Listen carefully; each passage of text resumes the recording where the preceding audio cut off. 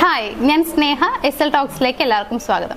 പലരും ചോദിക്കുന്ന ഒരു ചോദ്യമാണ്, നോ കോണ്ടാക്ട് റൂൾ അപ്ലൈ ചെയ്യുന്നത് നല്ലതാണോ? അതായത് റിലേഷൻഷിപ്പിനെ സംബന്ധിച്ച് നോ കോണ്ടാക്ട് റൂൾ അപ്ലൈ ചെയ്യാമോ?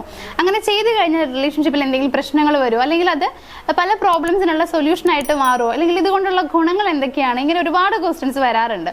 സോ ഇന്നത്തെ വീഡിയോ ഞാൻ ആ ഒരു ടോപ്പിക്കിനെ കുറിച്ച് ചെയ്യാമെന്ന് വിചാരിച്ചു. അതായത് ഇന്ന് ഞാൻ പറയാൻ പോകുന്നത് നോ കോണ്ടാക്ട് റൂൾ അപ്ലൈ ചെയ്യുന്നതുകൊണ്ട് എന്തൊക്കെ ഗുണങ്ങളാണ് നമ്മുടെ റിലേഷൻഷിപ്പിൽ ഉണ്ടാവുന്നത് എന്നുള്ളതാണ്. ഒരു 3-4 പോയിന്റ്സ് ആണ് പറയുന്നത്. അപ്പോൾ നമുക്ക് നോക്കാം എന്തൊക്കെ ഗുണങ്ങളാണ് നമ്മുടെ റിലേഷൻഷിപ്പിൽ നോ കോണ്ടാക്ട് റൂൾ അപ്ലൈ ചെയ്യുന്നതുകൊണ്ട് ഉള്ളത് എന്നുള്ളത്. നമ്മുടെ ഫസ്റ്റ് പോയിന്റ് എന്ന് പറയുന്നത്, നിങ്ങൾക്ക് രണ്ടുപേർക്കും പരസ്പരമുള്ള വാല്യൂ മനസ്സിലാക്കാനായിട്ട് കഴിയുന്നു എന്നുള്ളതാണ്.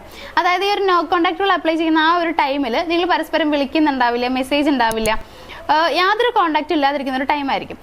സോ നിങ്ങളിപ്പോൾ ഡെയിലി കോണ്ടാക്ട് ചെയ്തുകൊണ്ടിരുന്ന ഒരു ആളുകളൊക്കെ ആണെന്നുണ്ടെങ്കിൽ ഉറപ്പായിട്ടും പിന്നീട് അങ്ങോട്ട് നിങ്ങളുടെ ഉള്ളിൽ മിസ്സിങ് ഫീലിംഗ് വന്നുകൊണ്ടിരിക്കും എന്നുള്ളതാണ്.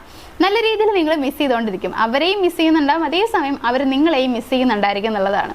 സോ അങ്ങനെ മിസ് ചെയ്യുന്ന സമയത്ത് നമുക്ക് ശരിക്കും അവരുടെ വാല്യൂ എന്താണെന്നുള്ളത് മനസ്സിലാക്കാനായിട്ട് കഴിയും. ഈ ഒരു ടൈമിലാണ് നമുക്ക് ചെയ്തു തന്നിട്ടുള്ള നല്ല കാര്യങ്ങളൊക്കെ ഓർമ്മ വരിക എന്നുള്ളതാണ്. നമ്മൾ ഈ ഒരു സമയത്ത് ചിന്തിക്കുന്നുണ്ടാവുക അവർ ചെയ്തു തന്നിട്ടുള്ള നല്ല കാര്യങ്ങൾ എന്തൊക്കെയാണെന്നുള്ളതാണ്.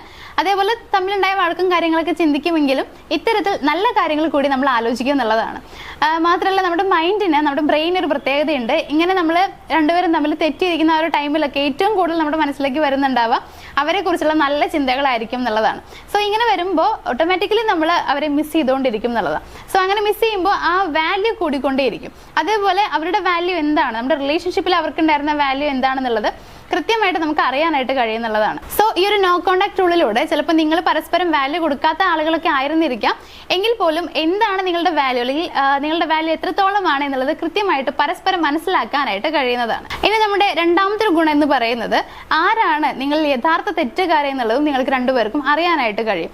അതായത് ചിലപ്പോൾ നിങ്ങൾ തമ്മിൽ എന്തെങ്കിലുമൊക്കെ ചെറിയ പ്രശ്നം വന്നുകൊണ്ടായിരിക്കുമല്ലോ ഇത്തരത്തിൽ ഒരു നോ കോണ്ടാക്ട് റൂൾ നിങ്ങൾ അപ്ലൈ ചെയ്തിട്ടുണ്ടാവുക.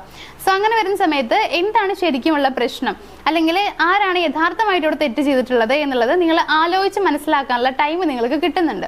സോ അതും കൃത്യമായിട്ട് അറിയാനായിട്ട് കഴിയുന്നുണ്ടാവുന്നുള്ളതാണ്. ചിലപ്പോൾ നിങ്ങളായിരിക്കും തെറ്റുകാരായിട്ടുണ്ടാവുക, പക്ഷെ നിങ്ങൾ തമ്മിൽ വഴക്കുണ്ടാവുന്ന ടൈമിൽ നിങ്ങൾ ജയിക്കാൻ വേണ്ടി പല കാര്യങ്ങളും പറഞ്ഞിട്ടുണ്ടാവും. ആ ഒരു ടൈമിൽ നിങ്ങളെ ന്യായീകരിച്ച് പറഞ്ഞിട്ടുണ്ടാവാം.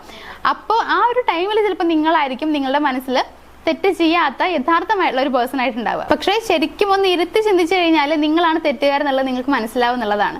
സോ ഇത്തരത്തിൽ ഇങ്ങനെ ഒരു ടൈം കിട്ടുകയാണെന്നുണ്ടെങ്കിൽ, അതായത് കുറച്ച് കാലം നിങ്ങൾ തമ്മിൽ യാതൊരു കോണ്ടാക്റ്റും ഇല്ലാതൊക്കെ ഇരിക്കുകയാണെന്നുണ്ടെങ്കിൽ ആ ഒരു ടൈമിൽ നിങ്ങൾക്ക് ചിന്തിക്കാനായിട്ട് കഴിയും, എന്താണ് ശരിക്കും സംഭവിച്ചത്, എന്തുകൊണ്ടാണ് ഞങ്ങൾക്കിടയിൽ ഈ ഒരു നോ കോണ്ടാക്ട് റൂൾ വന്നിട്ടുള്ളത്.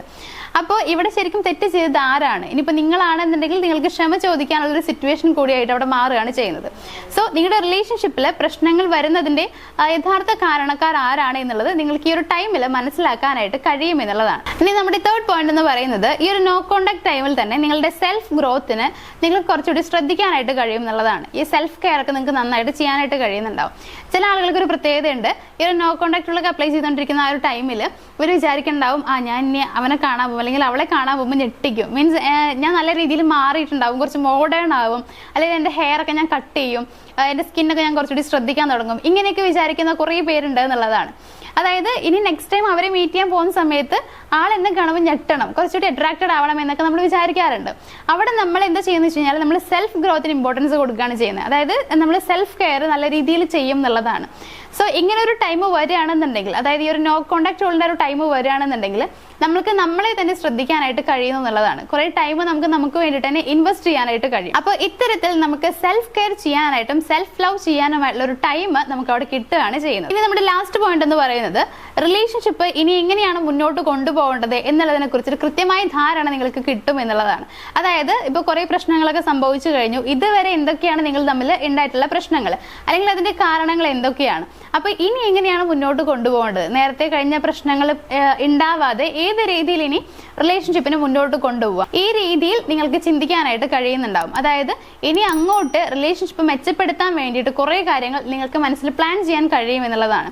അതേപോലെ നമുക്ക് സംഭവിച്ച തെറ്റുകൾ എന്തൊക്കെയാണ്, ആ തെറ്റുകൾ എങ്ങനെയാണ് ഇല്ലാതാക്കാനായിട്ട് കഴിയുക? തെറ്റുകൾ ഇല്ലാതാക്കാൻ കഴിയുമെന്നല്ല, പക്ഷെ അതായത് ഇനി അത്തരത്തിലുള്ള തെറ്റുകൾ എങ്ങനെയാണ് വരുത്താതിരിക്കാനായിട്ട് കഴിയുക, ഇതിനെ കുറിച്ചൊക്കെ മനസ്സിലാക്കാനായിട്ട് കഴിയുന്ന ഒരു ടൈമാണ് ഈ ഒരു നോ കോണ്ടാക്ട് റൂൾ എന്ന് പറയുന്നത്. അതായത് ഈ ഒരു നോ കോണ്ടാക്ട് റൂൾ ടൈമിൽ ഇനി റിലേഷൻഷിപ്പ് എങ്ങനെ മുന്നോട്ട് കൊണ്ടുപോകണം എന്നുള്ളത് നിങ്ങൾക്ക് മനസ്സിലാക്കാനും കൂടി കഴിയുന്നു.